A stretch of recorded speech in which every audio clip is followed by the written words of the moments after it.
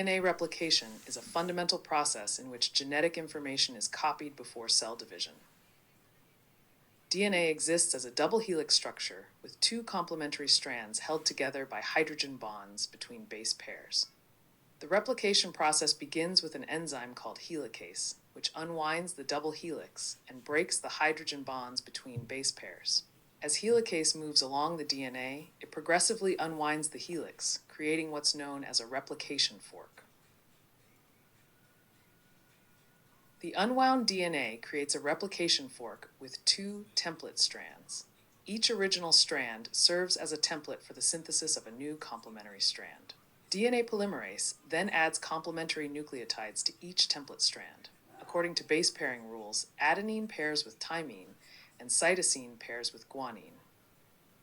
DNA polymerase adds nucleotides according to specific base pairing rules. Adenine always pairs with thymine, and cytosine always pairs with guanine. DNA synthesis always occurs in the 5' to 3' direction. This creates different patterns on the two template strands. On the leading strand, DNA synthesis occurs continuously as DNA polymerase moves in the same direction as the replication fork. On the lagging strand, synthesis occurs in short fragments called Okazaki fragments, because the polymerase must work in the opposite direction of the overall replication. These Okazaki fragments are then joined together by another enzyme called DNA ligase, which seals the gaps between fragments. DNA ligase creates phosphodiester bonds between the fragments, resulting in a continuous strand. The result of DNA replication is two identical DNA molecules, each containing one original strand and one newly synthesized strand. This pattern is called semiconservative replication. This semiconservative process ensures that genetic information is accurately copied and passed to daughter cells during cell division.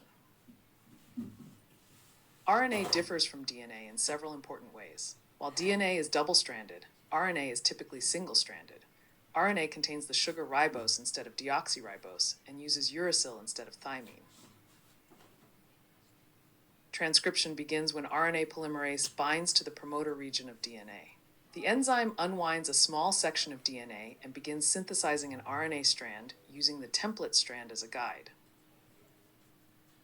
During transcription, RNA is synthesized by adding complementary ribonucleotides to the DNA template strand. RNA uses uracil instead of thymine, so when adenine appears in the DNA template, uracil is added to the RNA strand.